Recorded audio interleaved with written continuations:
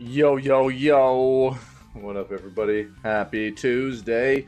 It is August 1st, yo. July is finished. July is gone. And it's time for August. New game releases.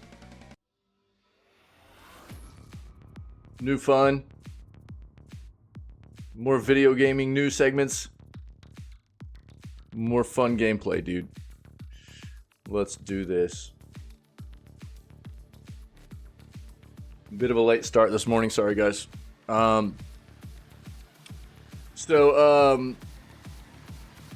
we got the news for this morning, obviously, as we do every day. August 1st edition of video gaming news, and then we're gonna do another day of Remnant 2, man. It'll be day 6. I'm hooked. The game's a lot of fun. We unlocked the Summoner archetype yesterday, so we're gonna push today and try to get some levels on that and see how that feels.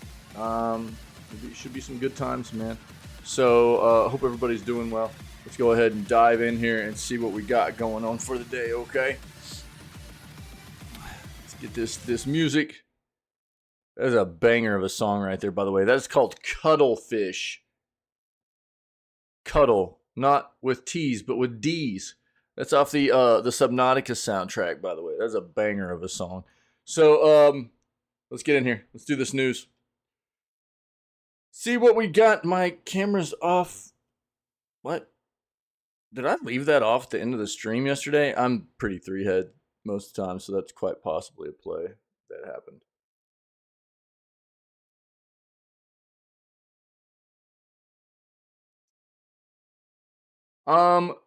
Xbox is planning its biggest booths ever at Gamescom. Take a look at this, see what's going on.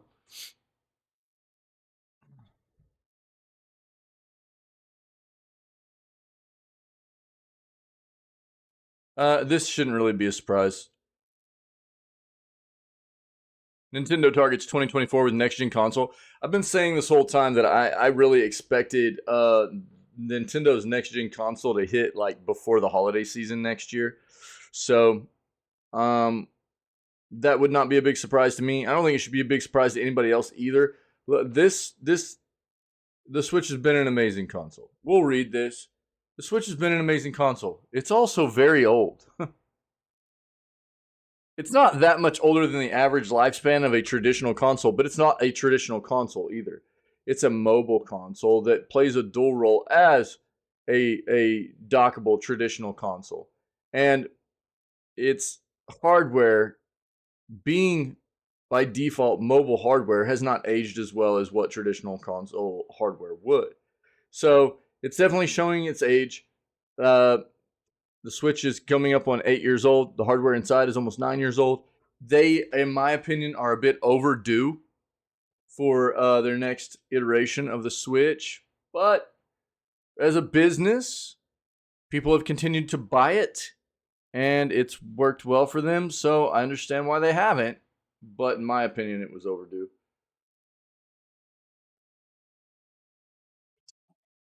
Take a look at it.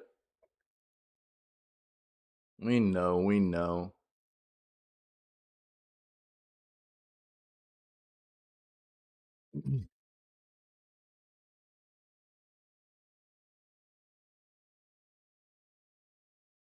Baldur's Gate 3 will not offer preloading before launch. Take a look at that. Apparently 120 gigs of space. It's a big game.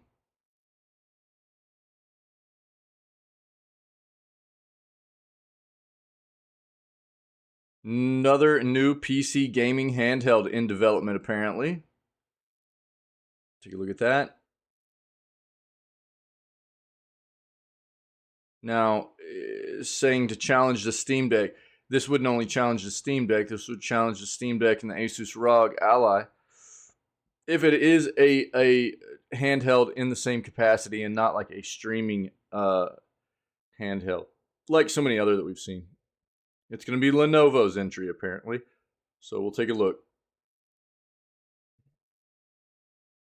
Starfield tagged as play anywhere with cross-save support. Cool.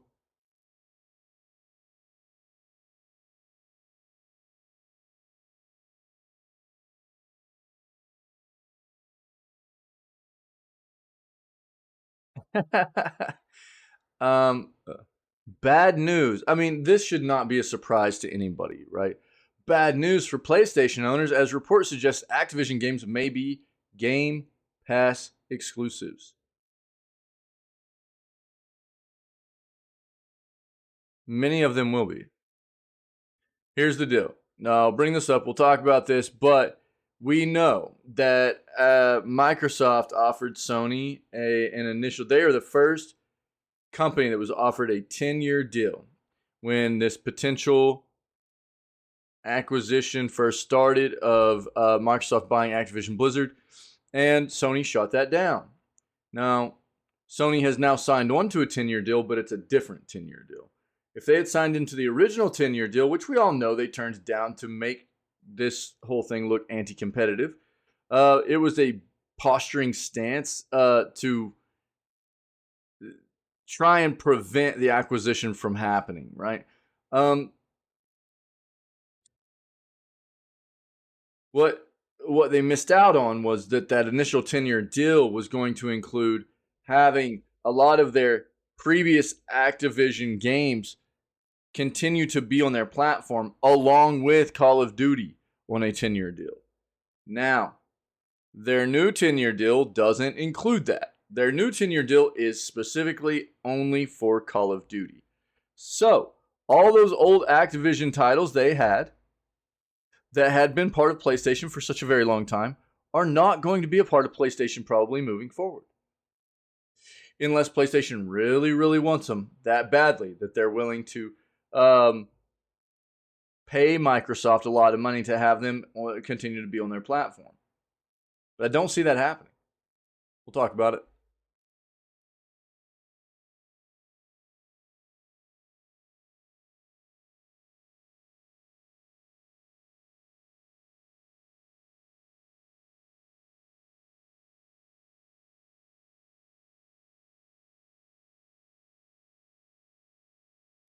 There's an 11th class in Remnant 2. Hiding from players, that's exactly what Gunfire Games wanted in order to challenge the community. Interesting. I'm not going to read this because that would be... I probably won't be able to... If it's that secretive, I probably won't be able to find it on my own. They're saying you got a data mine to find it and stuff, and dude, it's probably going to be brutal to figure that out. But if I get closer to endgame and haven't found it, then we'll take a look at how to figure out how to unlock that, okay? Fallout TV show. We've talked a lot about that. Jet Set Radio inspired Bomb Rush Cyberpunk, which we've seen bits and pieces of, comes to consoles in September.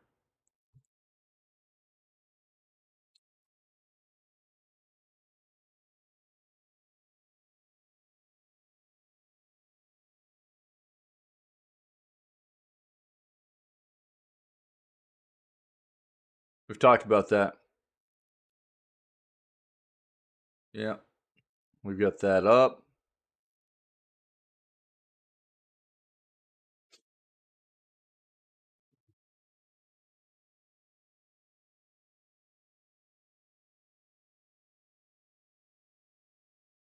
Mm-hmm.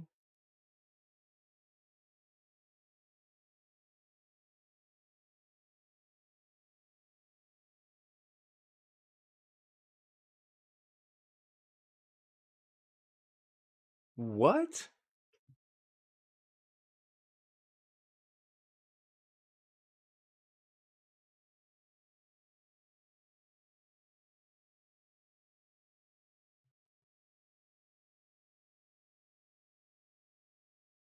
Yeah.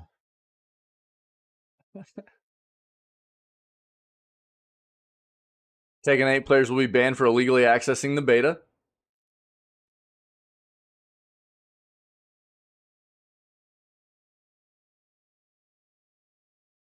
Yeah.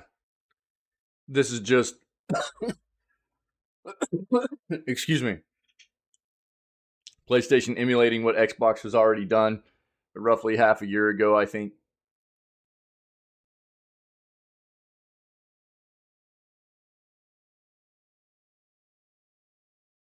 This would also make sense too.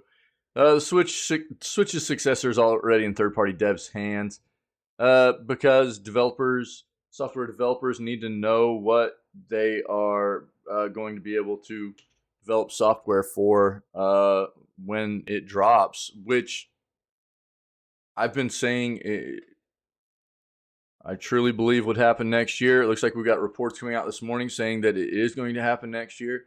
So yeah, I mean, that makes sense. One of the best games in the Fallout series is completely free to play. Let's take a look. Baldur's Gate 3 early access save files won't carry over. I think we knew that. It shouldn't be a big surprise after we also knew that, and shout out to our community here. I was made aware that we talked about this previously. I didn't play the early access of Baldur's Gate. We have a lot of community members that have, and knowing that the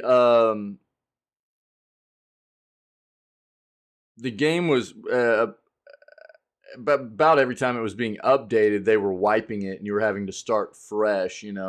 But it was early access. It wasn't the full game. It was like the first act or something like that. I think it makes sense that they weren't going to let people have save files carry over either. So that's not really worth diving into. Just know that if you weren't aware, that is in fact something that is going to happen. You're going to have to start fresh when the game is full released, okay? Which happens in 2 days for PC and about a month and 5 days on PS5, all right?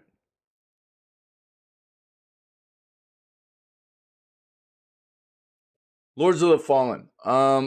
This game looks dope. It does. It looks really, really good. We watched like an 18-minute gameplay trailer the other morning in the at the end of the news segment, and it looks impressive, man. It really does. I hope it's very good. For people that enjoy Soulsborne-esque kind of games, Lords of the Fallen looks very, very cool. It's got this unique kind of feature of having two parallel worlds that run simultaneously that you kind of have to be aware of all the time, and you've got some kind of mechanic that allows you. It almost seems like a lantern or something that allows you to look between the worlds and helps you to traverse, probably find a lot of secrets and things like that, as well as just it's got a very dark, ominous vibe to it. Cool enemy styles and I'm pretty intrigued by it. I really am. But we've looked at a lot of this, so I'm not going to dive into Lords of the Fallen this morning.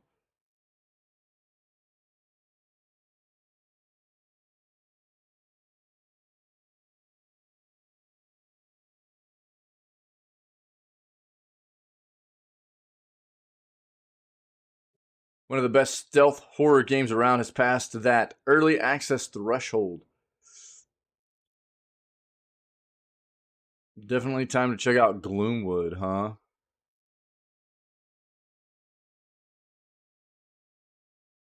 All right, let's take a quick peek at that.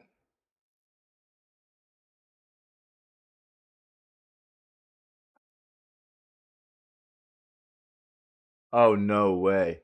Wolong Fallen Dynasty's game director makes half-baked apology that puts the blame on gamers' PCs for terrible performance. For terrible PC version. Oh my god, dude. Tecmo, get wrecked, dude. No flipping way.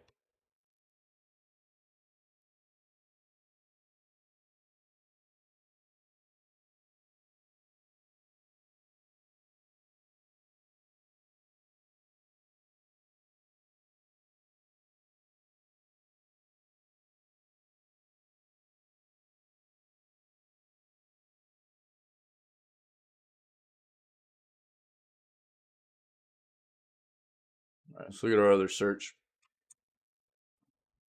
Lots of news this morning. Yo,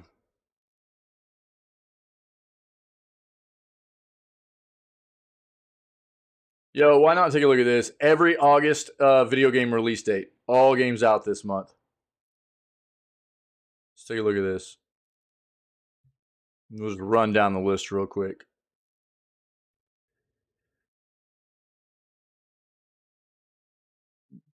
Excuse me.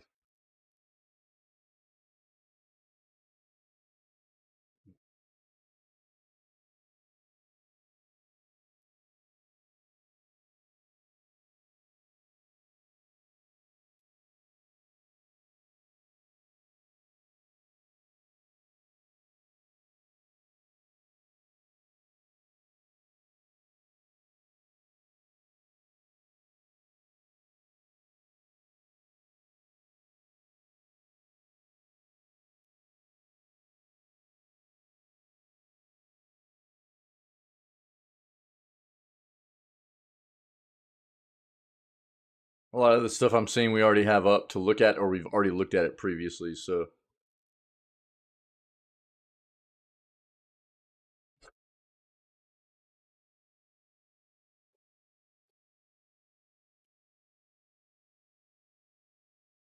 huge update for the derided Lords of the Ring Golem now available.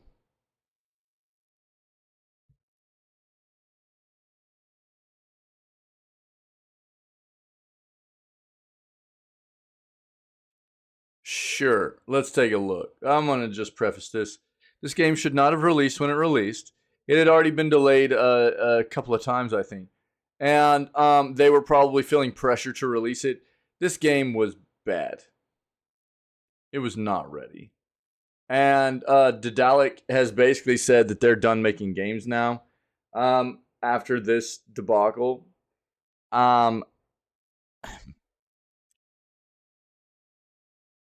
I mean, look, I'll be very blunt here.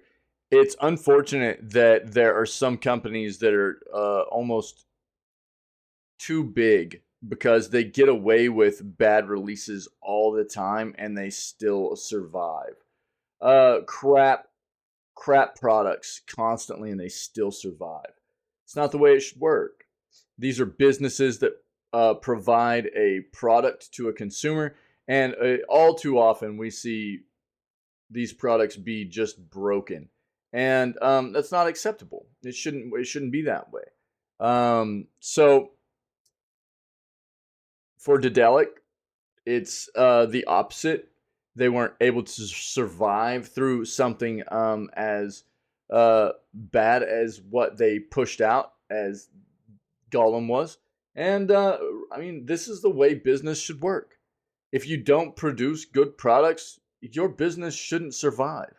Uh, I mean, it's unfortunate that there are people that are probably going to lose their jobs over this and everything, but it's this is business, dude. That's the way it goes. But let's see what this patch has to offer here. 1 second.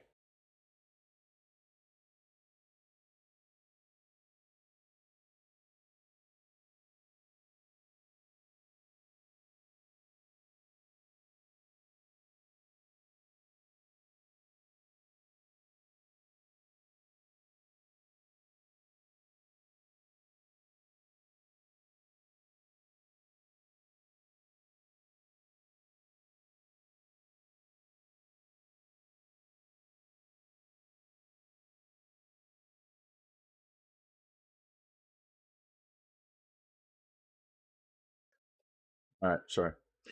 Um, and I mean, ultimately, going back to this, and I'll touch on this. Them trying to maybe patch it and make it better for the people that bought into it is commendable, but it doesn't make up for the game being released in a terrible state. No game should be released to where it feels busted and broken. We none of us, I know, none of us in the gaming, as gaming consumers and enthusiasts, expect the game to be perfect on release, but we don't expect it to be just a hot piece of trash either. Yeah, Secret Class and Remnant 2. I'm not going to look into that. If you want to be spoiled on that and try and, just get it as quickly as possible or whatever, then you can go find that. But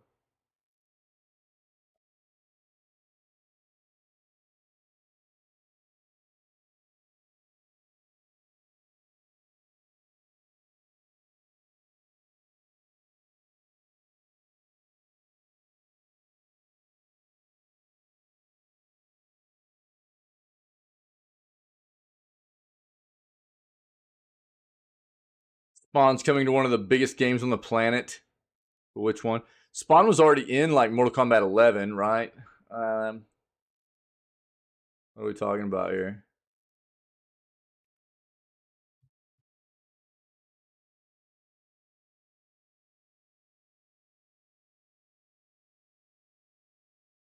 Looks like it's probably potentially, if that's true, top 3 most popular video games: Call of Duty, Minecraft, or Fortnite.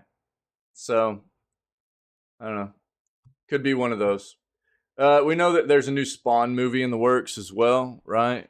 So hopefully it's very good. I tried to go back and watch the old Spawn movie not too long ago. It was brutal.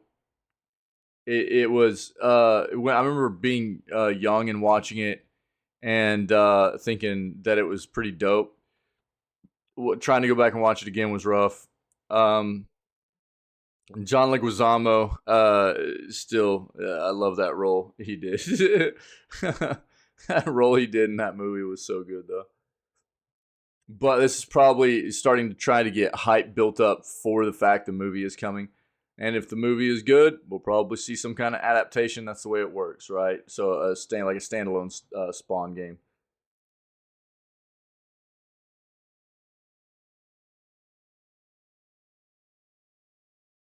It's time for a Dragon Ball Z Vegeta game. It's way overdue. Vegeta's the best character, anyways. All right.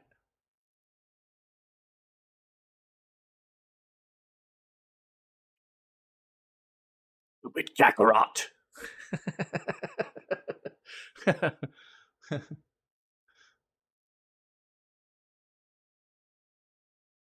Epic Game Store free games. Yeah, so Homeworld and Severed Steel are only free for the next couple of days. Then it'll be Bloons TD6 and Loop Hero. So go get your free games, okay? Even if you're not a PC gamer right now, it's easy to just make an account on their website or their desktop app. It's free. Then grab your free games every single week. They give away 1 to 2 free games every single week, and they're usually notable games. Notable to very good, actually. And who knows, in the future, even if you're not a PC gamer right now, in the future you might become one. And at that point, you'll have a library of games to go ahead and start diving into. It's a no-brainer, man. Just do it. Let's dive into these. Every August 2023 video game release date. All right, here we go. I mean, this is an appropriate article to start the day off with here for video gaming news, since it is August 1st. Yeah. Let's go. August is bringing along several long-awaited new releases, including Baldur's Gate 3. So instead of early access for PC, it'll be full release, and it will be the first time people on PC have gotten a taste of it. Armored Core 6 and Genshin Impact's 4.0 update. Here's the schedule of the big name game releases for August, all right? Here we go.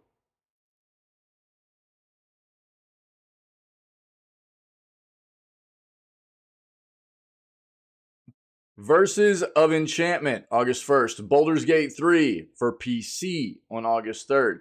Verses of Enchantment's also Linux, Mac OS, and PC on August 1st.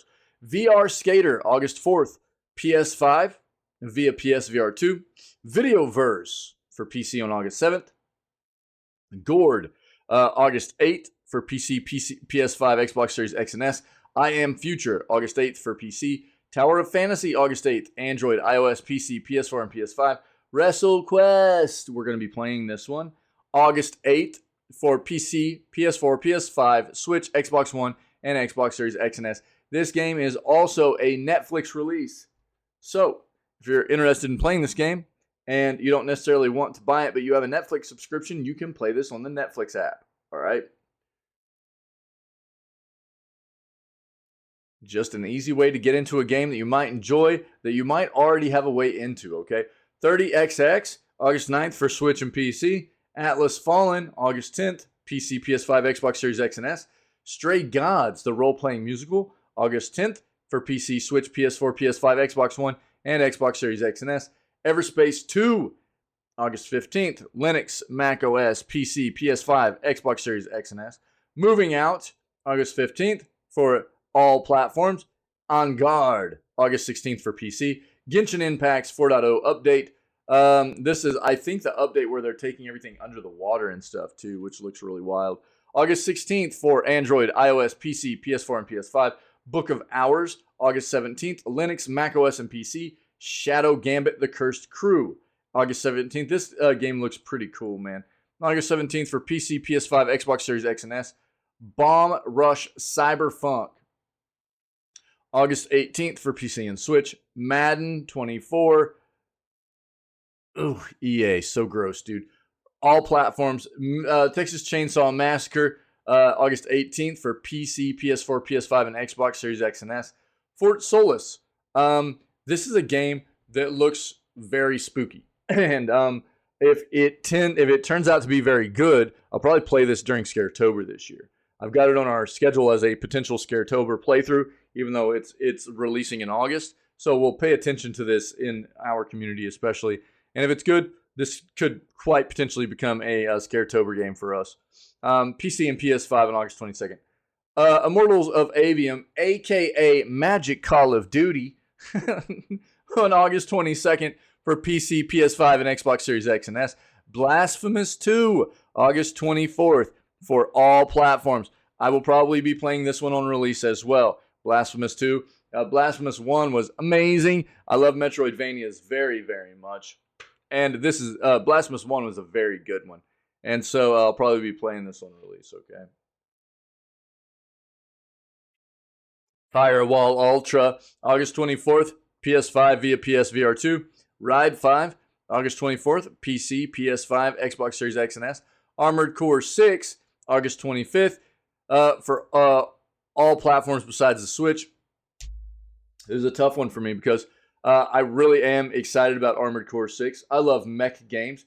And aside from what some prominent Extra Life content creators might think about the visual quality of this game, I think it looks absolutely great. And I'm much more worried about the gameplay performance, first and foremost, over visual fidelity of a game. And particularly coming out of From Software, who has a history of not releasing games that perform very well on PC, which is, excuse me, my preferred platform.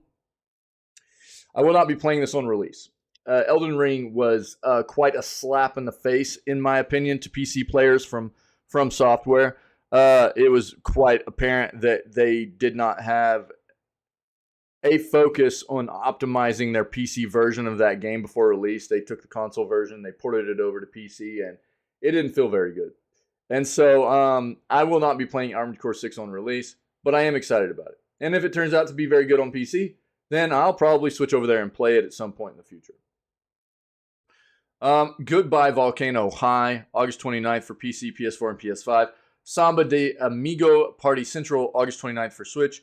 Sea of Stars, August 29th. PC, all consoles, all platforms. Under the Waves, also all platforms on August 29th. Daymare 1994 Sandcastle, August 30th for PS5 via PSVR 2. And lastly, War Hospital, August 31st for PC, PS5, Xbox Series X and S. All right.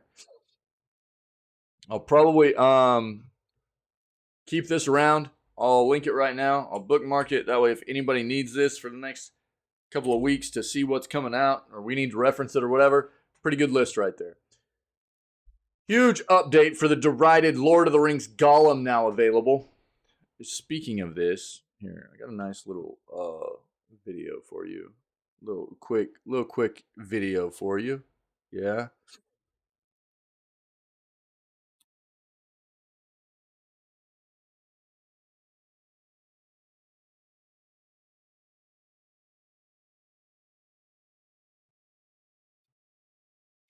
Little funny clip there. Maybe. Yeah.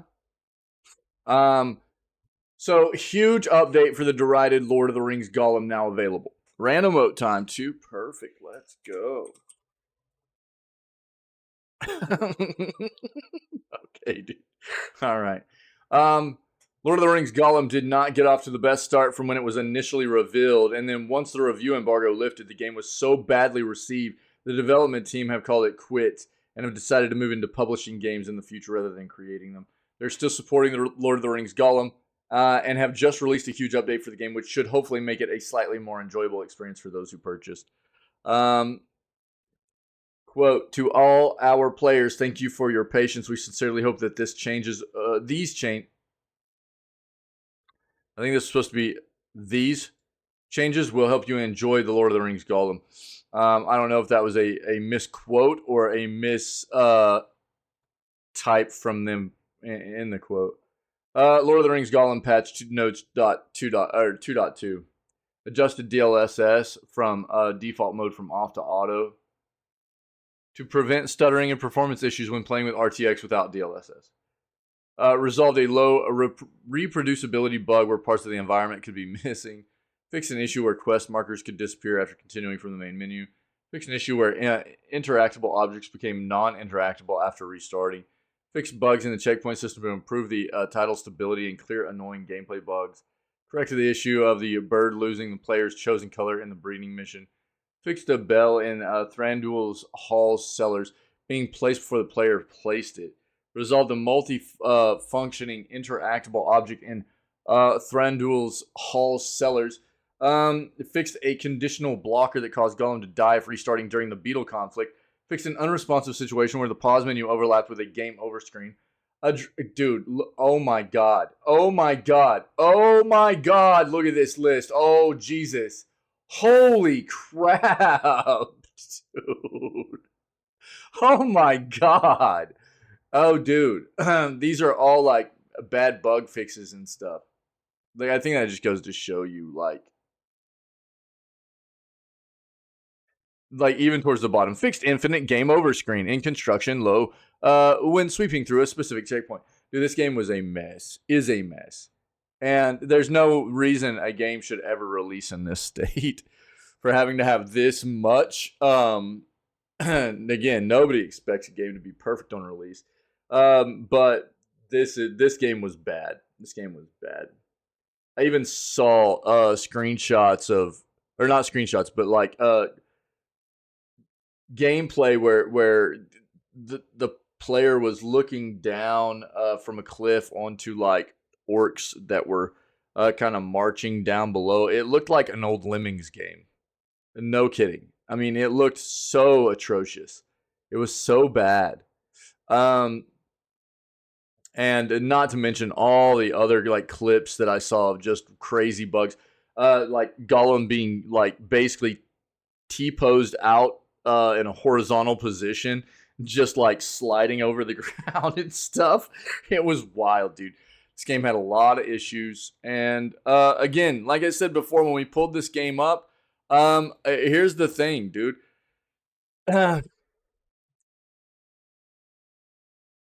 So we already knew that Daedalic had decided to quit developing games. They're moving into the solely being a publisher moving forward.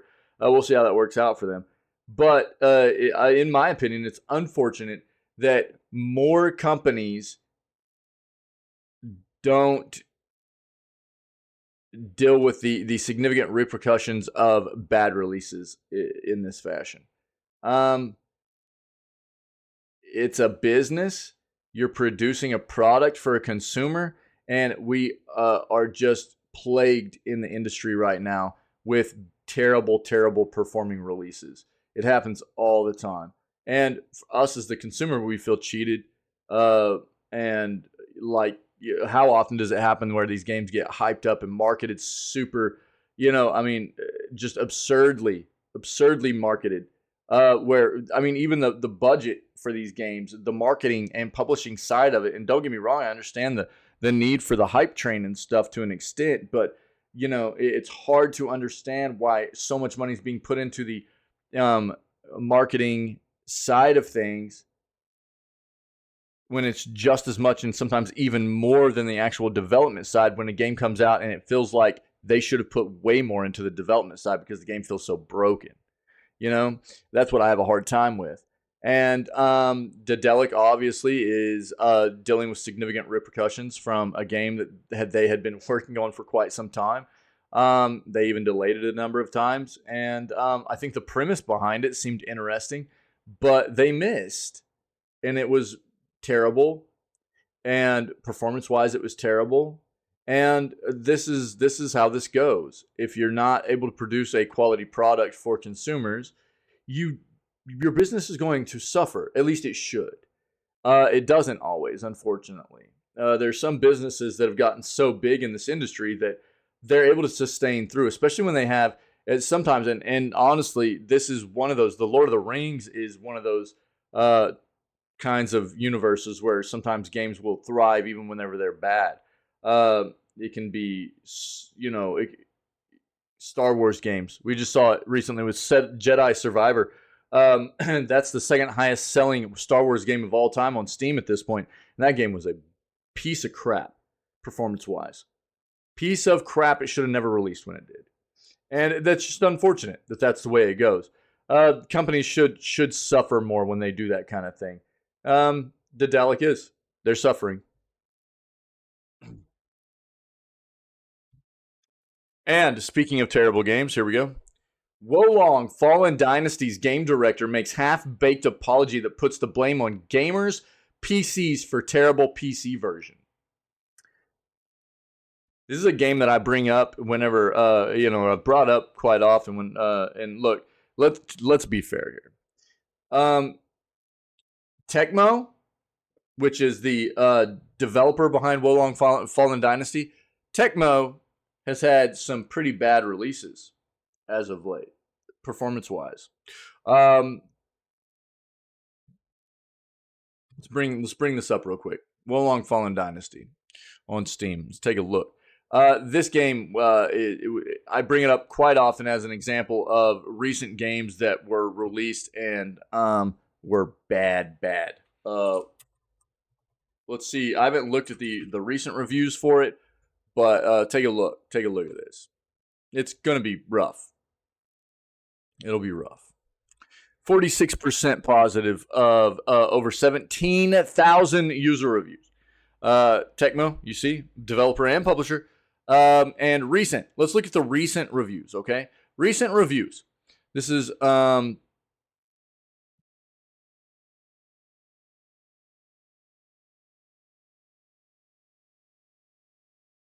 people are finally saying it's a solid game. That's good.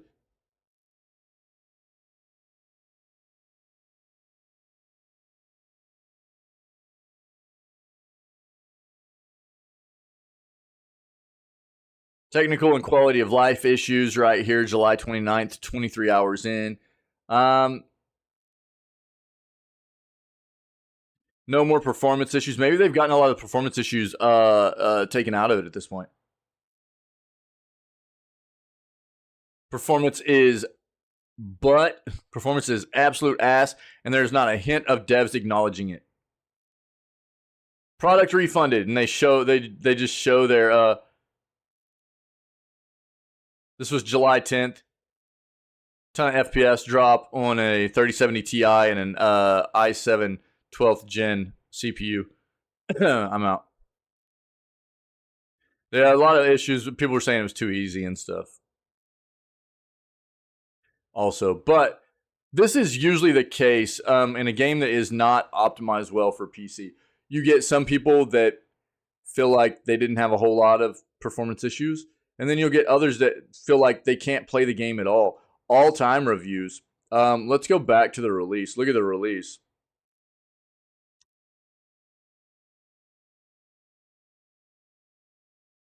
Can't maintain 30 frames on a 3060 Ti and an i5 12600. Runs poorly. There's a lot of this kind of stuff. Feel like my expectation is too high after playing Elden Ring. Expectation and just like content-wise, general happiness. What's up, friendo? Happy Tuesday. Pros, combat, cons, enemy variety, and storytelling. Neutral, all the rest of the stuff. This was a game that on release had terrible performance issues. And again, there are other Tecmo games as well. Like I think Wild Hearts was actually a Tecmo game as well, right? So This is another game that had a ton of performance issues. Look, developer Tecmo and publisher Electronic Arts. And look at this, 47% review rating all time of over 8,500. A lot of what I heard about this game as well, tons of performance reviews. So is it a coincidence that Tecmo is having a lot of issues pushing out games that perform well on PC? Probably not. They probably just suck at PC optimization. What they're probably doing is focusing on, and I don't know how well their console versions are performing, but we see this from developers quite often nowadays where they'll focus on the console version almost solely up until very close to release. They get the console version working pretty well, and it'll be pretty solid. They'll push those out, and then they'll try to port that version over to PC right before release. And it doesn't work like that. It never works like that. There's too much variety in hardware on PC. If you're going to release a game on PC, you have to optimize it. You have to take into consider all the various configurations of hardware that PC users are going to be running, and that's what you should do. If you're a good software developer, you should be doing that for your customer base instead of trying to port it over, let it run like crap, and just bait a bunch of people out of their money for a trash game. And that's what Tecmo seems like they're doing to me.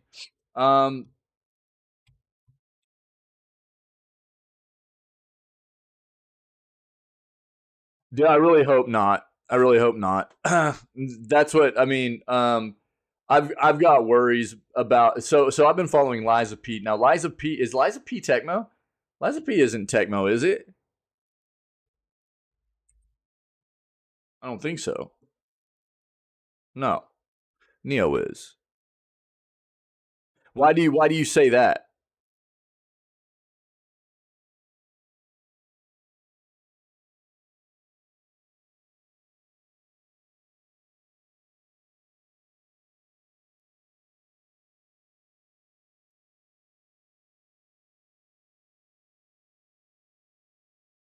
Animation is terrible. You haven't even played it yet.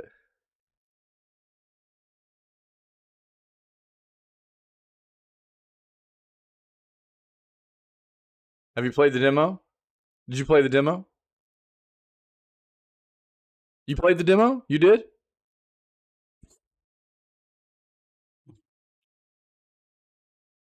And it felt bad?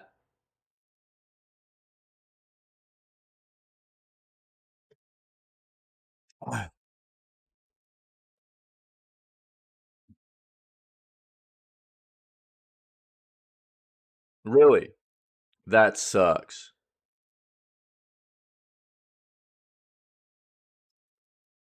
That sucks.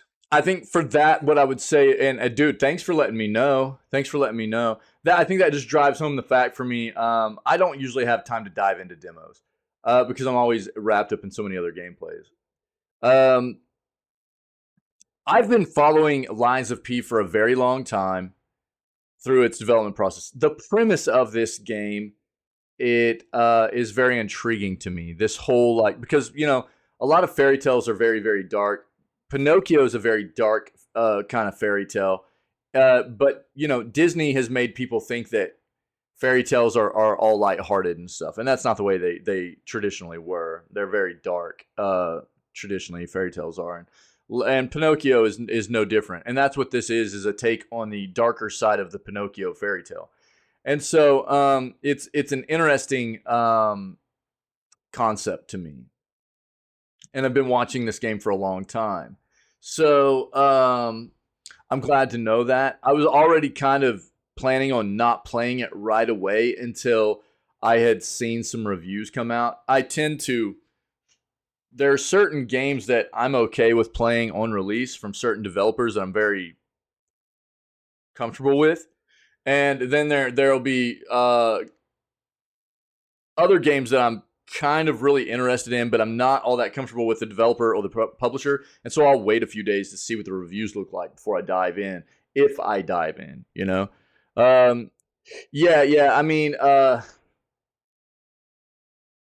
Here's the other thing. A demo before a game has released isn't also always going to be indicative exactly of what you're going to experience in the game. You would hope it would be close, but there's a chance that the demo isn't necessarily going to be completely indicative of what we would experience in the game either. So if you're saying the demo didn't feel very good, maybe there's hope that the full game will feel better. But usually that's what you want out of a demo, right? You want the demo to give you a good taste of what the game's going to have to offer. And if the demo didn't feel good, and everybody's respective idea of what feels good and what feels bad and what makes a good game and what makes a bad game is going to be a bit different. So, but I do appreciate you letting me know that. I really do. Can you flesh it out a little bit more for me and let me know exactly like what all it was about the demo that turned you off a bit? Because I didn't play Wolong either. But you just talking about how easy it was and everything? Just another generic Souls-like. Only thing unique is the design. See, dude, I have such a problem with that. Was it like did combat just feel like repetitive? Not a whole lot of variety and like that kind of thing. But you're talking about world design. World design probably looked nice. It felt unique, but maybe just shallow on everything else. Is that kind of what I'm gathering here?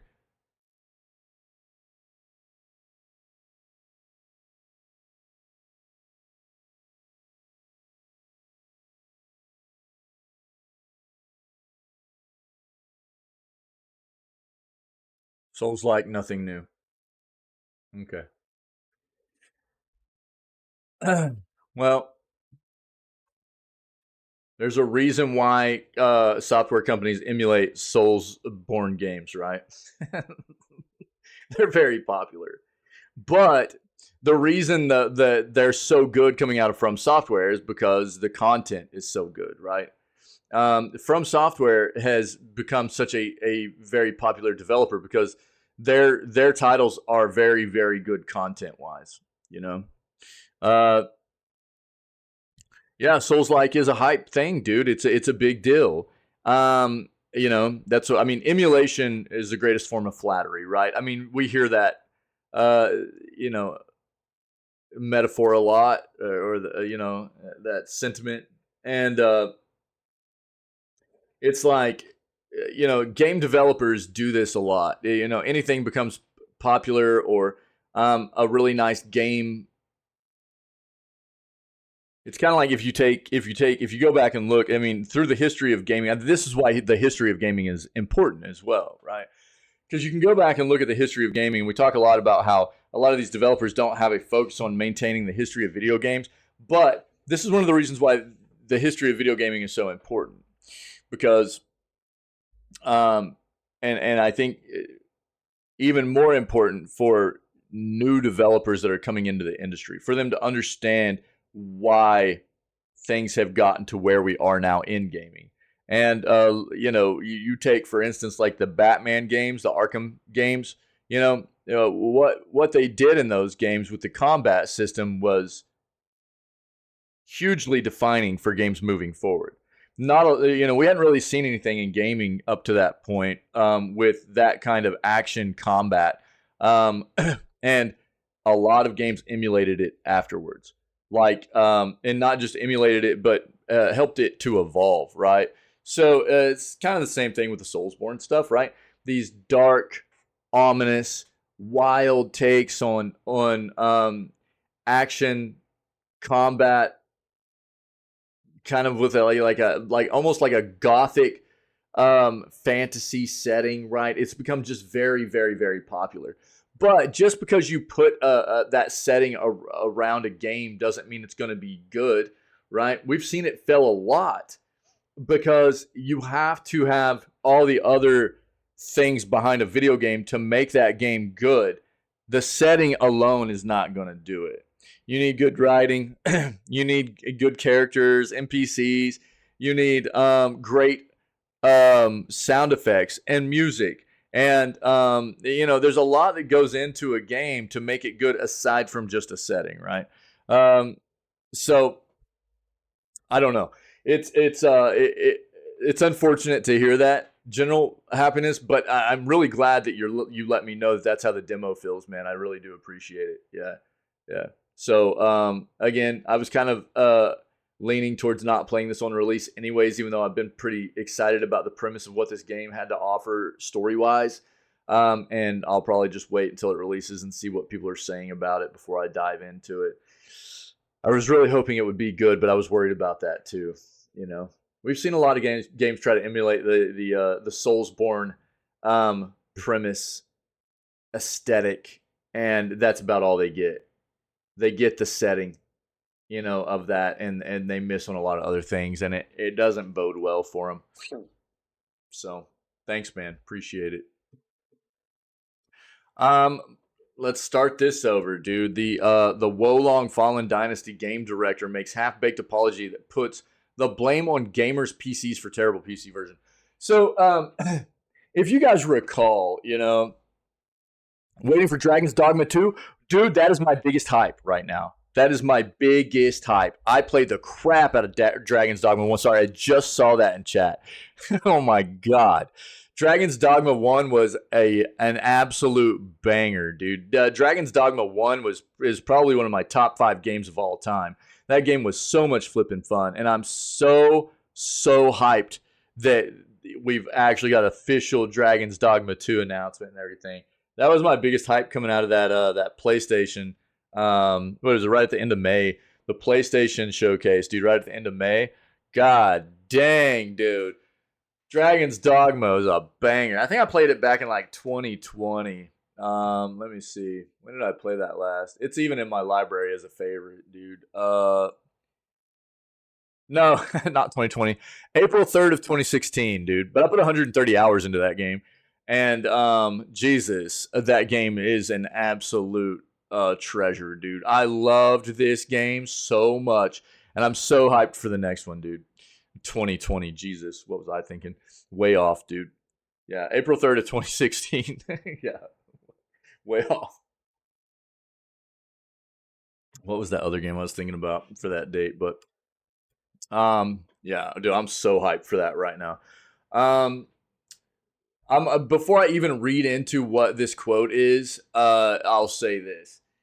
I'm so sick of for us gamers that are PC gamers.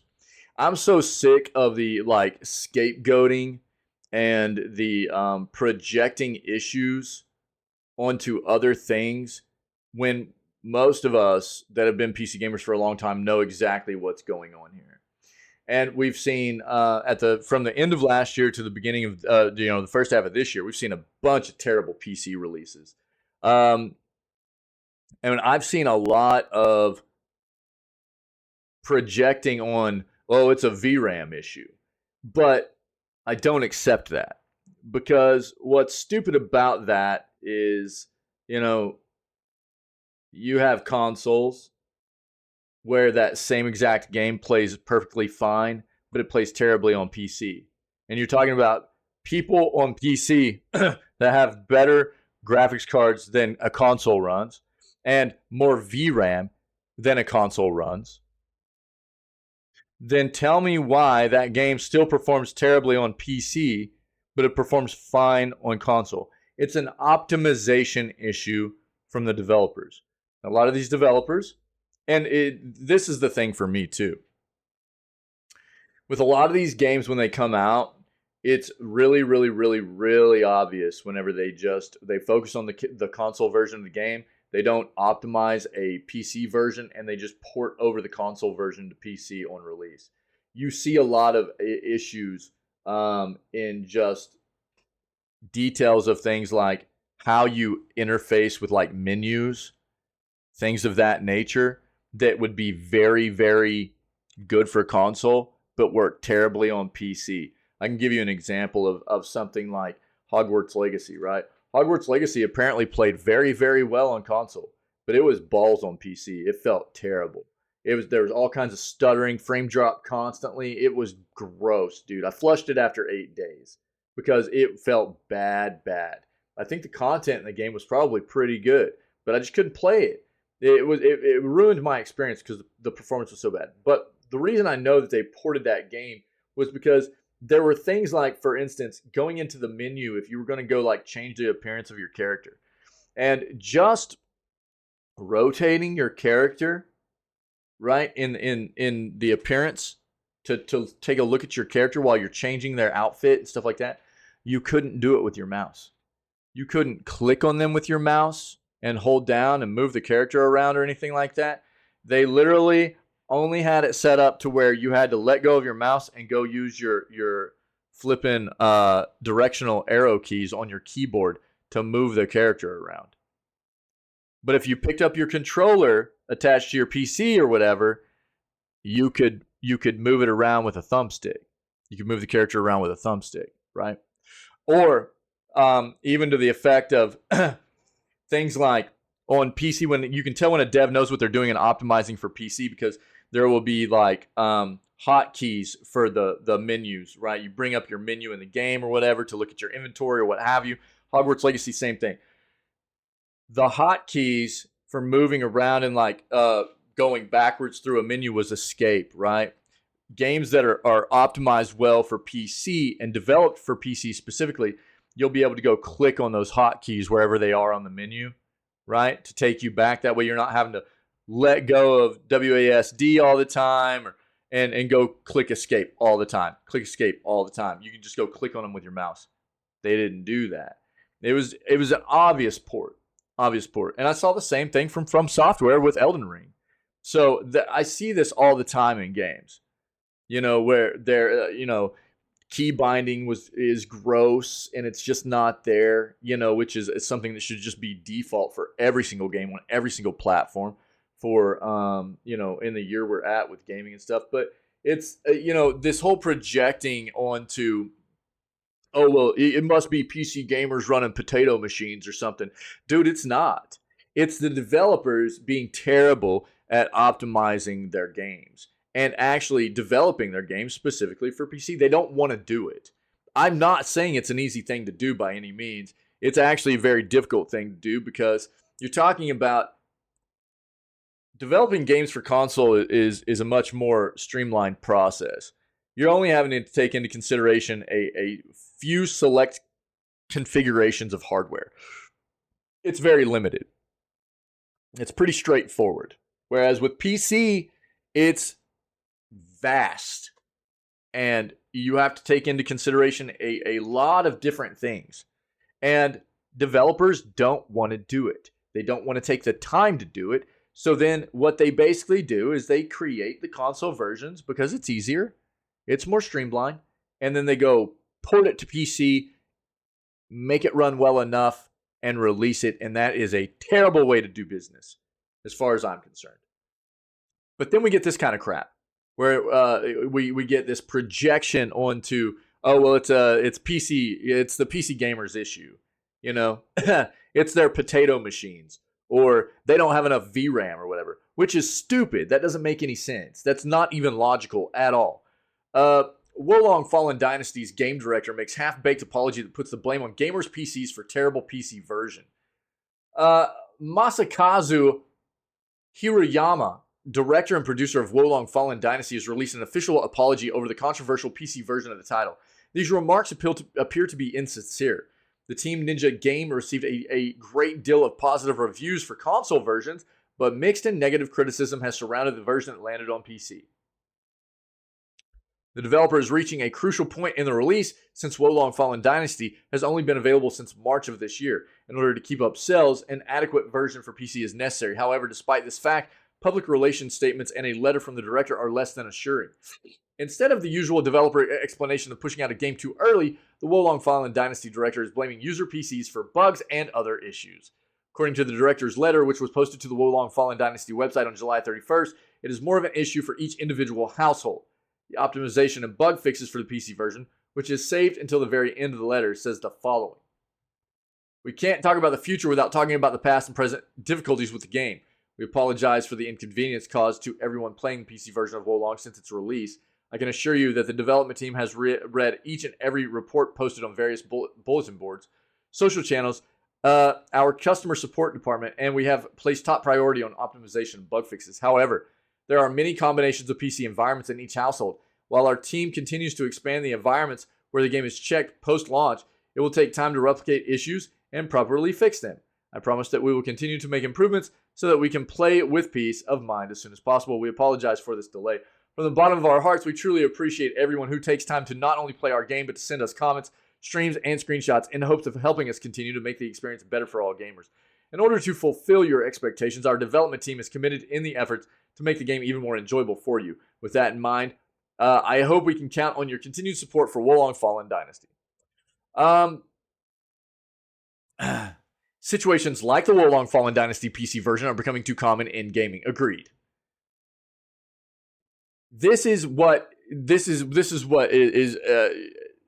I'm getting at. This is what's driving me nuts.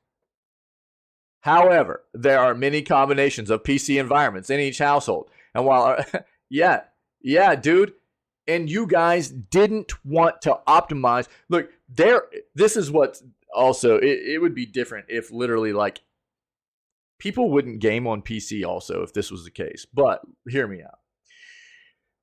There are a lot of developers out there that develop games for PC that the games feel great on release.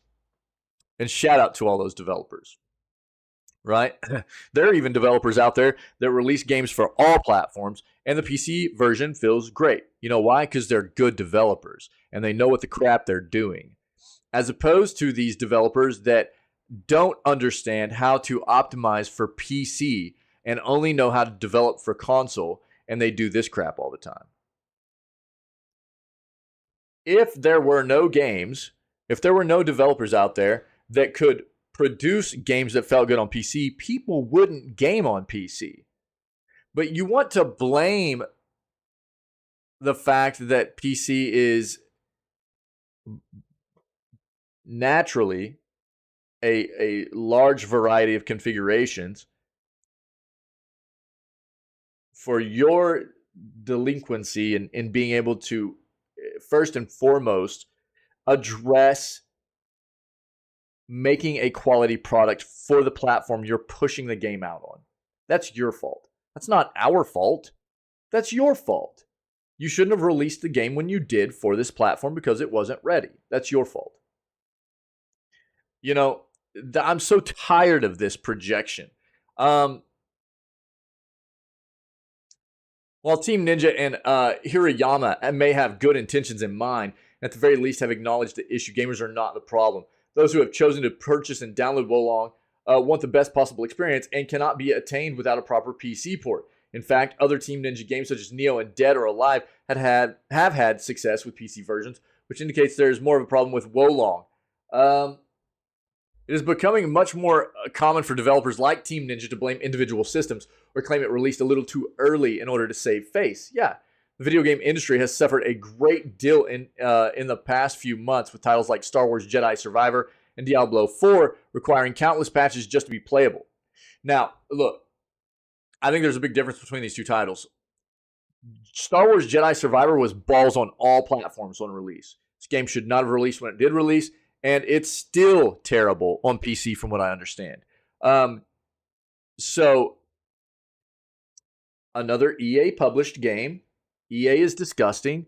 And this was, why am I blanking?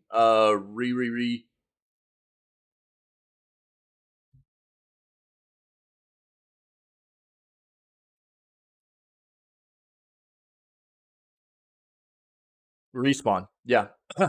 Man, I couldn't put the last part of their name together. Respawn, right? I mean, this is, and look, I just talked about this as well. This is Star Wars, right? You put Star Wars on the name on a game, and to be fair, the previous version of this game is a beloved game, and the previous iteration of this series is a beloved game, and then they made this one, and they baited a lot of people with a terrible performing game. It feels bad, but second highest ever selling Star Wars game on Steam, and it's a 63% positive review score on Steam. Over 32,000 reviews alone. and it's a hot piece of garbage. Should have never released. It feels terrible, dude. This is the PC gaming world is plagued with this kind of crap. I don't think Diablo 4 was bad. Diablo 4 had a lot of beta testing and stuff too. I don't think it was bad. I mean, they needed some patches and stuff to get some bugs figured out, but it wasn't anything on the same scale as Jedi Survivor, I don't think. This style of development is leading more players to proclaim the future of gaming should require developers to release completed games instead of a money first and fix problems later mentality. I agree. This is something I also talk about all the time. It seems quite often to me that developers and publishers don't look at connectivity and being able to touch their game after release as a utility. They look at it as a crutch. They go, it's not ready. Who gives a crap? Send it out. Let's make our money. Let's continue touching the game after the fact, and we'll turn it into something decent. That's not fair. That's not fair to us as the consumer. It shouldn't be done like that. You should not be leaning on connectivity, your ability to be able to continue to work on the game after the fact as a crutch. It should be a utility to be able to address issues that were unforeseen. And not touch a game that you knew was broken when you released it. It's a plague, dude, on the PC gaming industry. And, I mean, console deals with issues as well. But it does seem more often than not to me that the PC side of gaming is quite often dealing with console versions that feel good and then PC versions that feel terrible. And you can tell they're just ported over. No optimization at all. And it's gross. Shouldn't happen like that. There needs to be regulations and stuff put in place to hold these businesses accountable, really. I think that's the only way that we're going to end up being able to move forward with some kinds of standards and regulations or something. But I don't know how we're going to be able to get that going. It's kind of like the Wild West, dude. It's really, really weird.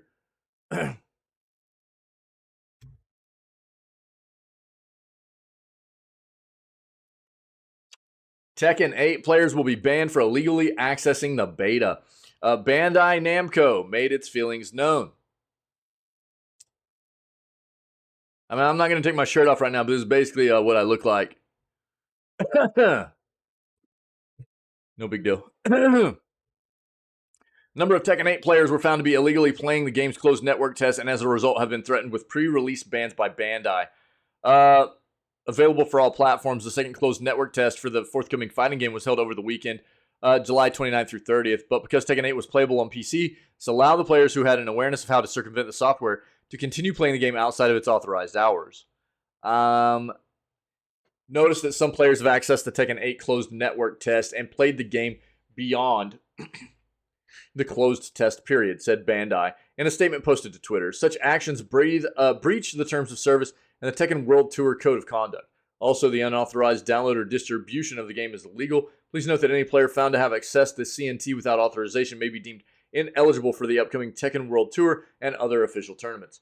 Bandai Namco then thanked legitimate Tekken 8 players for their cooperation in preserving the fairness and competitive integrity of our competition. A couple of fans pointed out this was a very likely outcome of creating a closed beta for PC players. The solution would be hosting betas on consoles. However, that then excludes PC players, and the issue remains that those who didn't get access to the beta at all are at a disadvantage compared to those who did. Additionally, Tekken 8 director Katsuhiro Harada criticized a fan who said that the new game sucks with the reply, "I'm sure those swear words apply to your computer as well."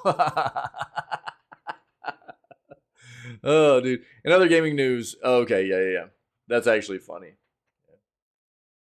Good stuff. Fallout, one of the best games in the series, is completely free to play.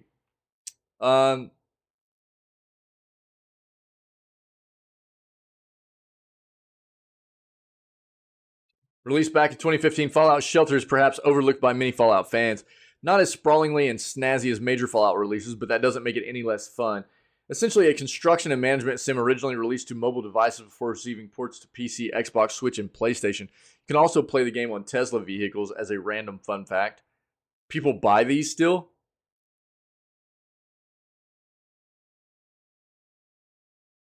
I wandered over to Reddit to see if I was alone in continuing to be a fan of Fallout Shelter, but I'm thrilled to say I'm not.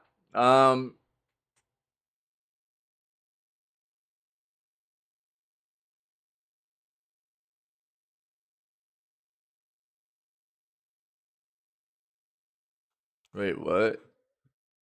So where do you... Okay. Fallout fans will have to return to replaying old favorites. Here to argue that Fallout Shelter is an underrated free-to-play gem that shouldn't be overlooked. Doesn't even say where you... Come on, man. What kind of game journalism is this? Fallout Shelter is apparently easy. It's a free-to-play game you can access online at a certain location. I'm guessing maybe mobile, stuff like that. But this, Kate, why don't you let people know where they can actually access this at? Completely free to play. You don't even, tell people where they can access the game at. Come on, man. Get your journalism act together, dude. You're killing me. One of the best stealth horror games around has passed the early access threshold. Definitely time to check out Gloomwood. Really coming into its own in early access. When my colleague, PC Gamer staff writer Morgan Park, checked out Gloomwood's early access release toward the end of last year, he found it in an awkward position. The Thief, Bloodborne-inspired immersive sim was already looking like a winner. There was barely any room to stretch your legs in its gothic nightmare. I'm here today to say there's a lot more meat on the bone now. It kicks ass and it's definitely time to get into Gloomwood. Early access dance is a tough nut to crack. I dove headfirst into Dread Delusion, wonderfully weird mini Morrowind, but I had to really step back to avoid getting burnt out before its eventual 1.0 release. Meanwhile, my judicious avoidance of Baldur's Gate 3's long early access has left me fresh and excited for its imminent release. Yeah, I haven't touched it either, even though I've wanted to. But I've had to do some catching up to figure out its unfamiliar to me D&D 5e rule set. Only sampled a bit of Gloomwood's first level, the Fishery, last October, and I'm glad I waited until now for my big early access run. The addition of the Tavern and Market District levels really makes it sing. I feel like developer Dylan Rogers' vision for the rest of the game has fully come into focus. Last December's edition of the Tavern is really what made me fall in love with Gloomwood. Fishery felt like a classic open-ended immersive sim level. The mines are reminiscent of the Dark Project's spooky subterranean monster jaunts, but the Tavern just comes out of nowhere with a slice of the Amnesia series.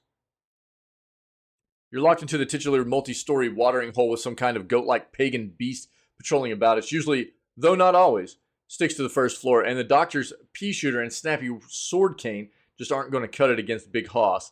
For multiple attempts, I crisscrossed through this dense level, slowly unraveling its various locks and clues until I finally secured the late Innkeep's prize. Folding shotgun. I sourced a conspicuous exploding barrel from the attic, lured the bugger into a trap, and kablamo, not even Black Peter Jr. over here could stand up to all that powder and buckshot. Later tickled to find out you can also lead the beast under the tavern's dumbwaiter and squish it to death. You even find a backup key to the exit and sneak past the thing entirely. Amnesia the Bunker, one of my top games of the year, was beaten to its own winning shtick of Amnesia, but an immersive sim, months early by a one-off level in another game.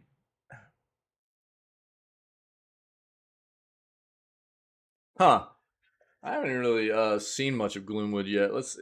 I'm guessing it's on Steam, yeah, so let's take a look at this real quick.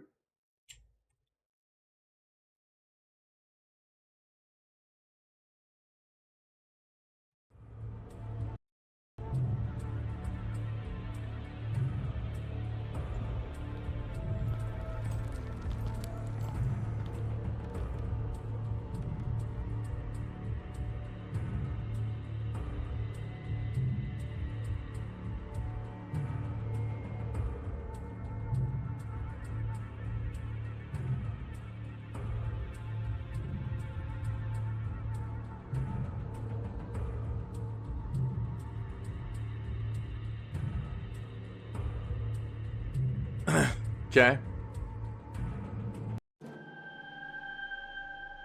It's got really, really good reviews.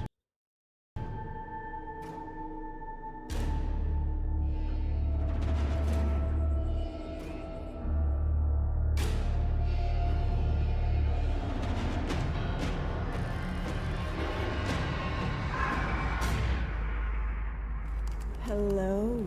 Doctor. I had hoped for us to meet at my estate. No matter. I can guarantee your safe arrival. A promise few others here can make. The townsfolk are not fond of outsiders. It's a rat dog. Payday, get all that loot. Let's get out of here. That's another one that I hope is good, dude. Payday 3. I hope Payday 3 is good. I loved Payday 2.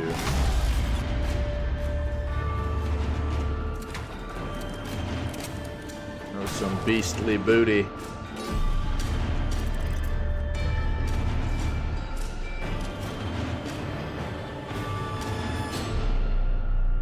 What?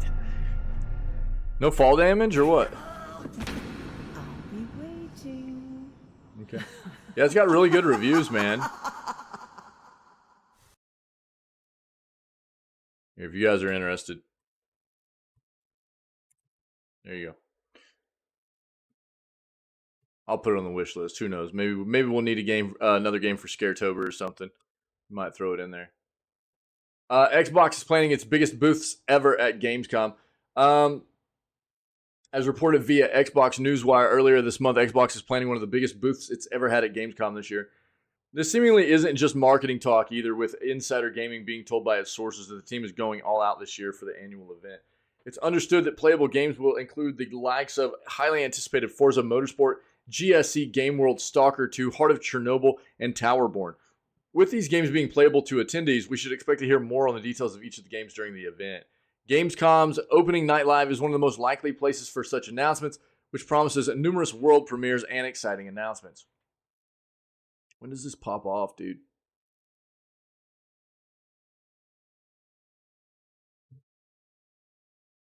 August 23rd through the 27th. All right.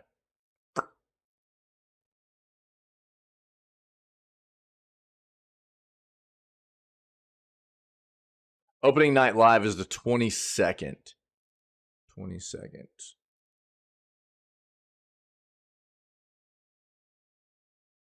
There's the schedule. I'll keep this up too. I'm going to need to bookmark that.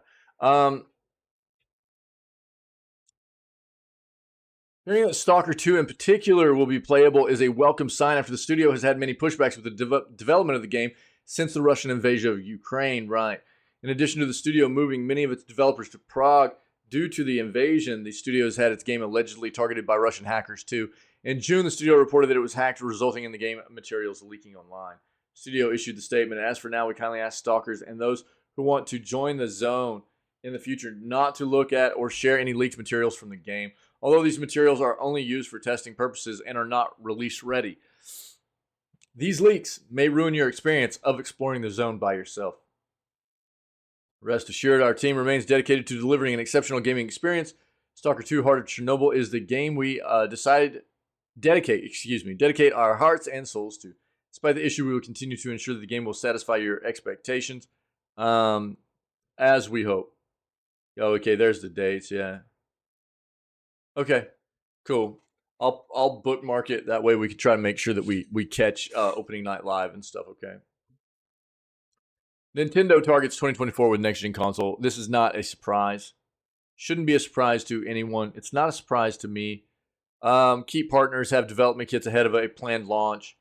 I expect it to come out middle of the year next year, or maybe even more so, probably fall time before the holidays.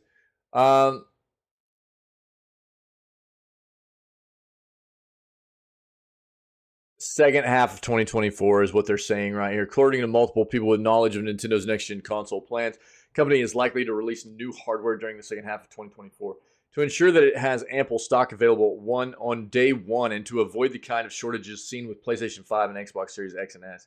Although specific details on the console are being kept closely guarded, those VGC spoke to indicate the next-gen console would be able to be used in portable mode, similar to the Nintendo Switch. Two sources VGC spoke to suggested the console could launch with an LCD screen instead of the more premium OLED in order to bring down costs. especially considering the increased storage needed for higher fidelity games. The current Switch comes with just 32 gigs of internal memory, while many current gen PlayStation and Xbox games are over 100 gigs. Yup. Like its predecessor, the new Nintendo console will also accept physical games via cartridge slot, sources said. Other details such as backwards compatibility, support for Switch games, physical and digital, remains unclear. Nintendo needs to start doing this. This is one of my biggest criticisms of Nintendo.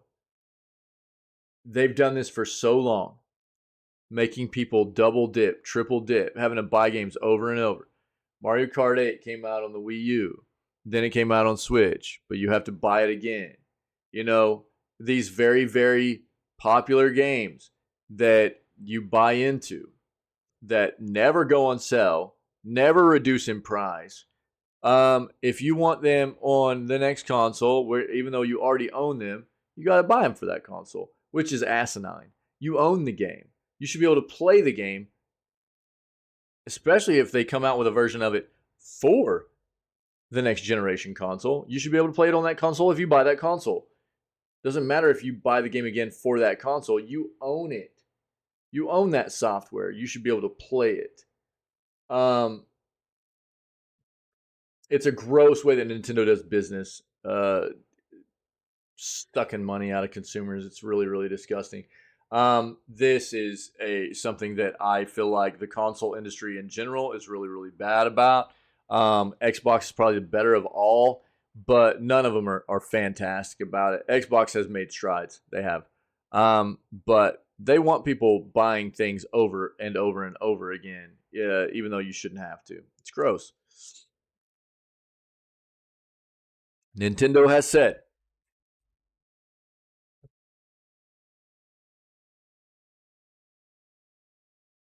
let me just take a drink on this one. Nintendo has said it wants to convert as many of Switch's 100 million plus user base as possible to its next system. Although some third-party publishers are said to have expressed concern that legacy support for Switch games could negatively affect sales of next-gen titles.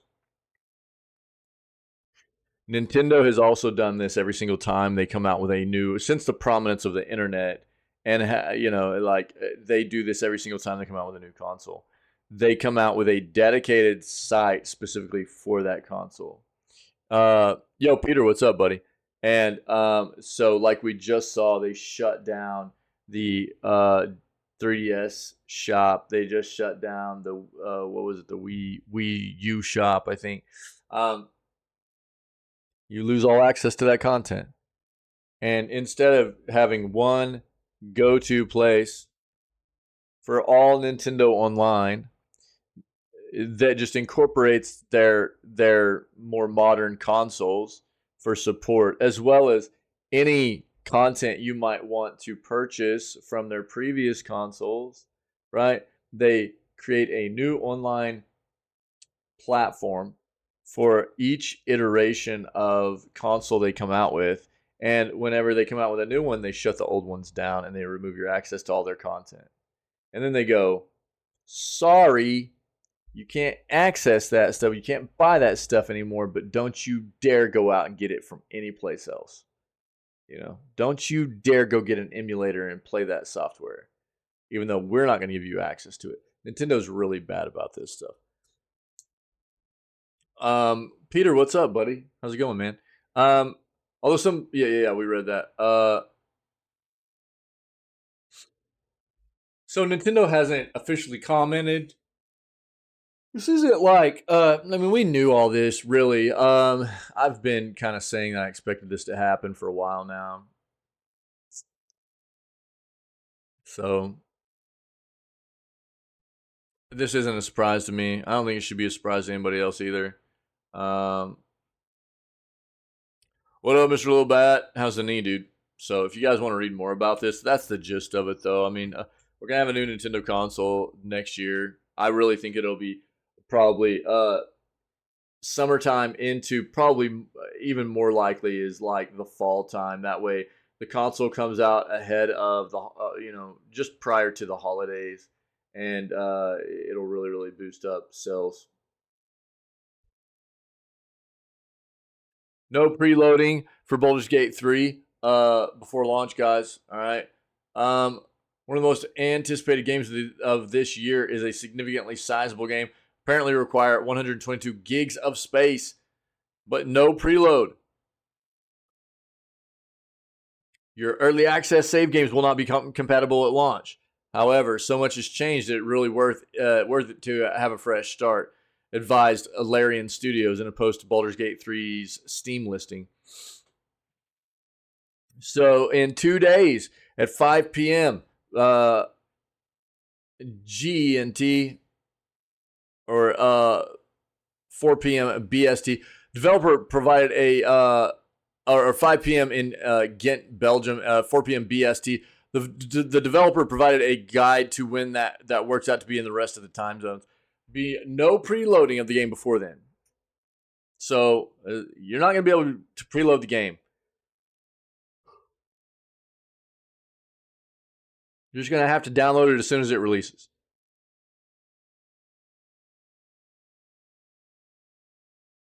Cross saves between PC, Mac, and PS5 are compatible, permitting players to start their playthrough through their Steam account, then pick it up again in September. The game is Steam Deck compatible too, and Larian Studios is hoping that Baldur's Gate 3 is verified in the next few days.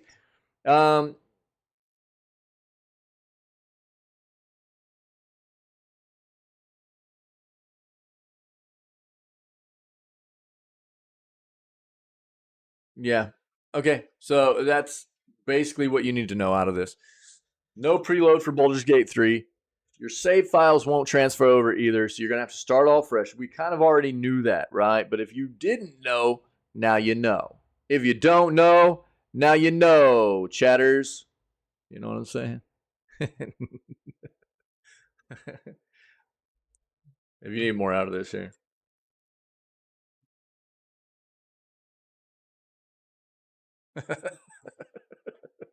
New PC gaming handheld to challenge Steam Deck is reportedly in development. Logitech, is that what they said? Lenovo, excuse me. Logitech already made like a streaming device with Tencent. I think is what that was.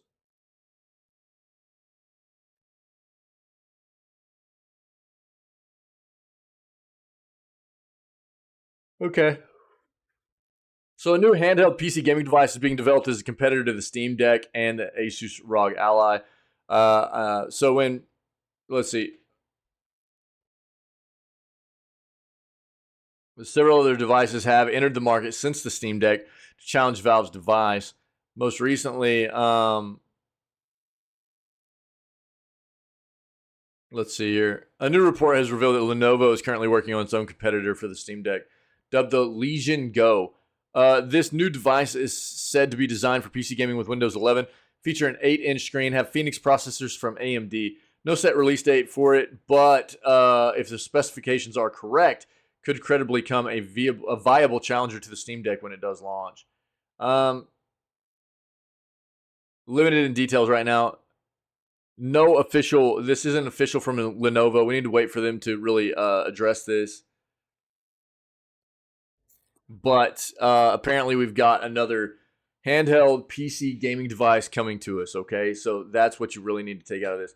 There's if you want to try and find more out of this article, I don't think you'll be able to find much more, but there it is. Starfield tagged as a play anywhere with cross-save support. Cool.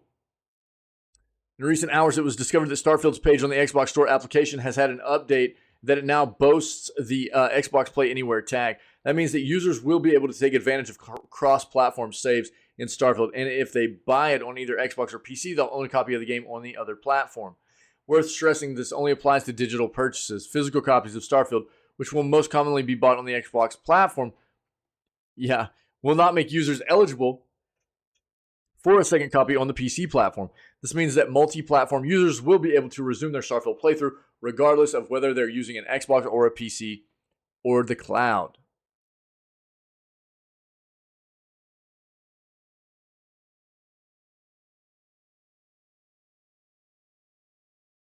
Okay.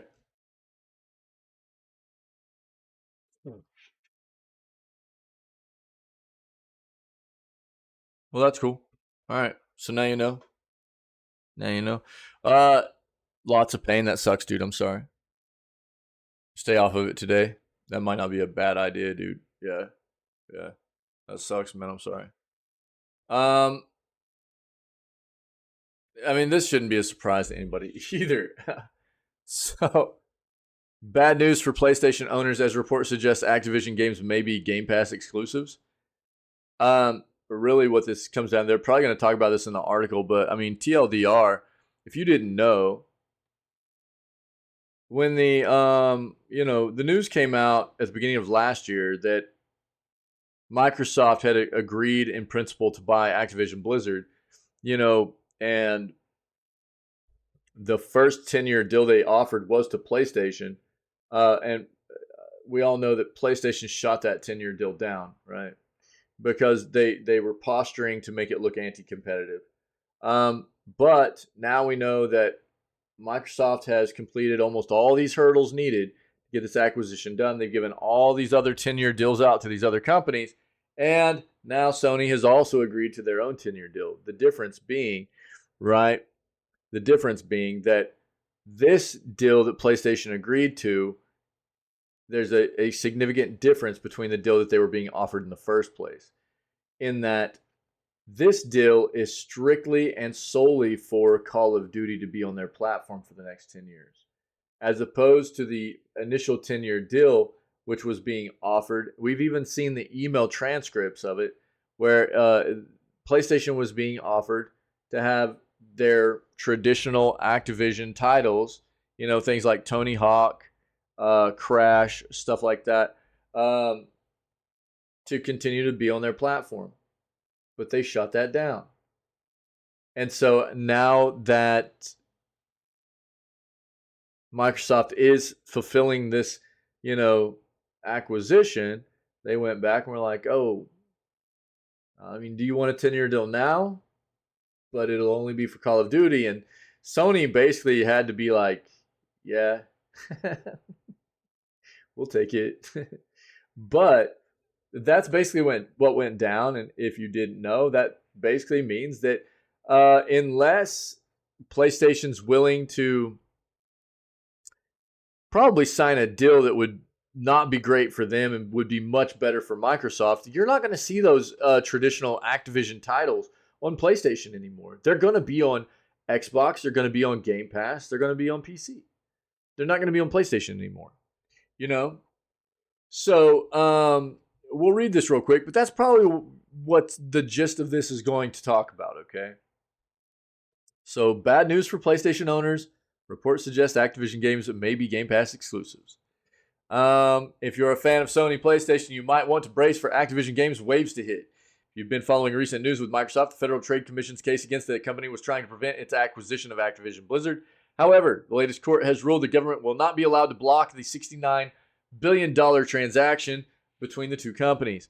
Due to these events, major changes are coming to the gaming industry. Gamers have already seen a deal between Sony and Microsoft to keep the biggest Activision game, Call of Duty, on PlayStation for the next 10 years. Like I said, this was the deal that Sony finally caved and was like, yeah, we'll take it. Now, it appears a new drama may be realized in the form of exclusive Xbox Game Pass titles.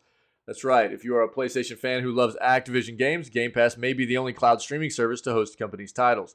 This means members of the PlayStation Plus subscription service may not be able to stream these games in the near future, although there will certainly be more agreements to keep Activision games on PlayStation, right? That's what it would take. They may never be streamable outside of Game Pass again. This is important for Microsoft Xbox, especially since reports have shown Game Pass is one of the key programs keeping the console so successful. Well, yeah, we know that, right? I mean, this is one of the reasons that Sony didn't want this acquisition to take place. Xbox has had to be creative and very inventive to remain competitive in the console gaming industry, especially when it comes to their competition between themselves and PlayStation. PlayStation's always been head and shoulders above them, and PlayStation's always just been able to sit back and sell hardware and software, first-party software, and Sony didn't want things to change. But they knew that this acquisition would change things, right?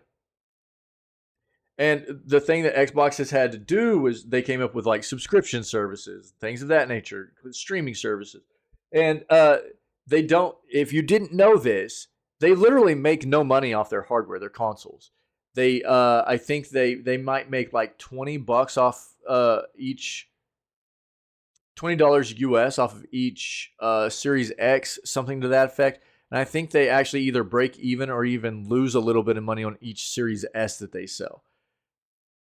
They've always been like that, though. And they've always been outsold hardware-wise by about double from PlayStation, you know? We're not even talking about Nintendo in this mix, right? In fact, of the 3 available tiers, 70 is, so basically what that comes down to is Game Pass, their subscription service for Xbox, that's their golden goose, man. That's how they've remained competitive. Of the 3 available tiers, 70 to 80% of players are subscribed to Game Pass Ultimate, which is the highest possible option. An exclusive streaming tactic with Activision games could mean even more revenue flow in an area Microsoft relies on heavily for Xbox to thrive. If you're curious about the source indicating Activision games could become exclusive to Game Pass, the information actually comes from a report by the European Commission. The document in particular talks about regulation of the Microsoft and Activision Blizzard merger procedure. Page 161 of the document explains the following. The Commission reiterates that post-transaction Activision Blizzard's games will likely be included in Game Pass Ultimate only, as opposed to and to the exclusion of other providers of cloud game streaming, enhancing the importance of Game Pass Ultimate significantly also via non-Windows operating systems. This language tends to indicate PlayStation Plus will suffer the loss of Activision games content in the future. This could somewhat cripple the Sony subscription service when it comes to offering a wide variety of catalog games. The most significant Activision games include Tony Hawk Pro Skater, Spyro, Crash Bandicoot, Call of Duty, and Sekiro. If all these become exclusive to Xbox Game Pass for cloud streaming, it will have a major impact on fans of those franchises. Although Microsoft came to an agreement with PlayStation over Call of Duty, the Xbox producer is determined to compete with other gaming systems. This means Activision games could become more exclusive, covering more than Game Pass. It is very possible in the near future most Activision titles will be exclusive to the Xbox. If this occurs, it will provide an advantage Microsoft has not had in the past decade, fighting against PlayStation. The Sony console has released a lot of exclusive game content, and Microsoft is ready to respond. Yeah. So this is actually a pretty definite thing that's going to happen, in my opinion. Especially with what we know has taken place here, right? Like I referred to previously. So I think that if you're a Sony console player, you have to be prepared for this, okay? You have to be prepared for the fact that your Activision games are going to start leaving Sony. They're going to become Xbox console and Xbox subscription service titles.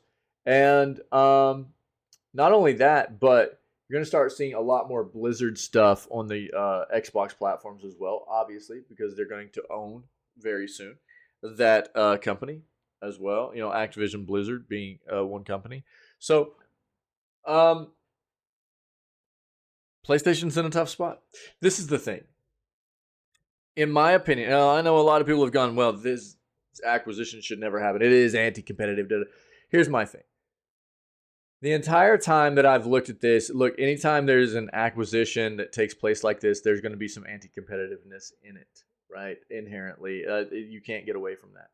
But you're talking about a gaming company. If you're not, look, Microsoft is huge, but Xbox has always been the low console player on the totem pole behind Nintendo and Sony. And Sony has, this has resulted in Xbox always having to find ways to remain competitive. And this acquisition kind of flips the script a little bit.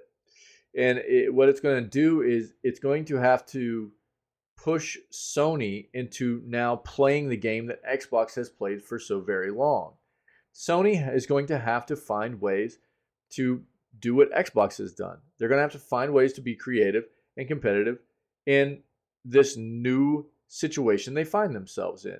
So it actually is also going to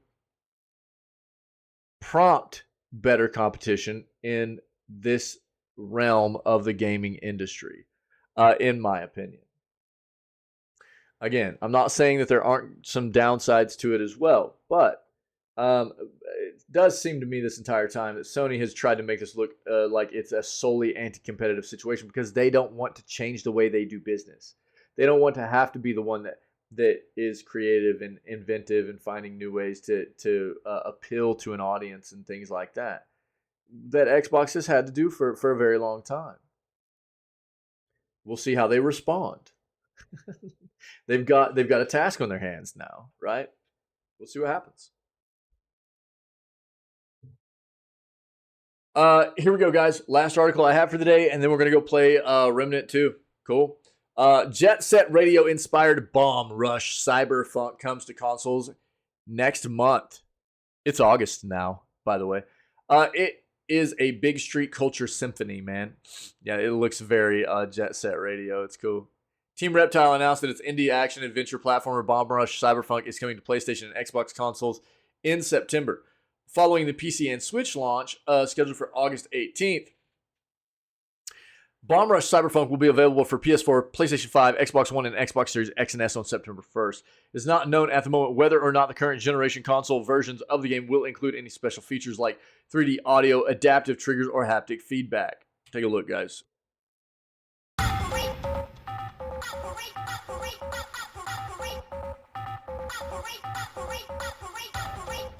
Hop Epituna. Hop Epituna. That song should be in every game moving forward. It sucks that people are getting DMCA'd for it, but I kind of figured that would happen. Apparently, that song, because that song was not made for Dave the Diver.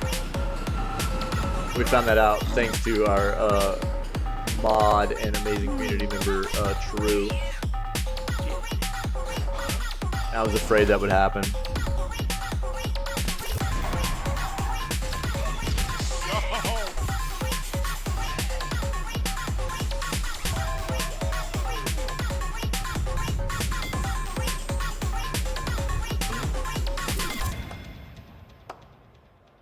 Clap, clap, clap. Yeah, man. Bomb Rush Cyberpunk. The game shares a lot of similarities with Sega's Jet Set Radio. Hi-Fi Rush 2 already? Hey, dude. Would it be a surprise to know that Tango would already be working on Hi-Fi Rush 2? That game's a banger, dude. Such as the cel-shaded art style. What's up, Kaz? What's going on, buddy? A futuristic setting and highly customizable characters who perform death-defying tricks as they skate, skateboard, and cycle through the city. Bomb Rush Cyberpunk is a big street culture symphony of these feelings, said game director Dion Coster of the memories of after-school adventures that plenty of its players will have in common with each other. 5 boroughs of New Amsterdam are available for the taking by the Bomb Rush crew, of which the player is a part of. The unique environment-based trick system, as well as combos and boost tricks, allow the protagonist to stake claims on other crews' territory and tag graffiti spots. Also, Bomb Rush Cyberpunk soundtrack has been composed by Hideki Naganuma, famous for Super Monkey Ball 3D, Sonic Rush, Sega Rally 2, and Jet Set Radio. Of his time with the company, Naganuma said that no one tried to sway him from leaving Sega when he decided to move on. I don't think Sega would hire me again, said Naganuma. They didn't appreciate my music that much. Don't miss the old Sega. Today's Sega is far from the old Sega. And other gaming news, yeah. We already talked about that. Yeah. All right, man. That's the Jam-a-Lam. That's the news, baby. If you guys want to see that trailer again or anything, there's a link to that. Good stuff. Let's get us some tunes going. That works. Happy flipping Tuesday. You guys rock. No stream tomorrow. So remember, tomorrow is our down day. No Wednesday streams right now while I work on other things, life stuff, and trying to get some more content stuff done for the community, the channels, and everything. So we'll be back on Thursday, 6 a.m. CST. We'll kick it off with video gaming news for August 3rd, and then we'll probably play more Remnant while we keep pushing towards the release of WrestleQuest. But if anybody's checking out this content today and you're not familiar with what we do here, we always start off with video gaming news 6 days a week right now. We might move back to 7-day-a-week streams in the future as I get caught up on some stuff. But right now, 6 days a week. Wednesdays are always off. We always start off at 6 a.m. CST, roughly 6 a.m. CST. We kick it off with video gaming news, stay current on what's going on in the industry, and then we move on to whatever we're playing for the rest of the day, video game-wise. All that content, man, is on the Twitch channel, the YouTube channel, funny clips and highlights, all that stuff's out there. So go check that stuff out. If you're enjoying it, come hang out with us whenever we are live. We've got a community of amazing people here, and we're always looking for more cool peeps to be a part of what we do, man. So other than that, happy Tuesday. Stay healthy, stay safe, be kind to one another, and we will catch everybody for more video gaming news and Remnant 2 action whenever we get back here on Thursday, August 3rd. All right.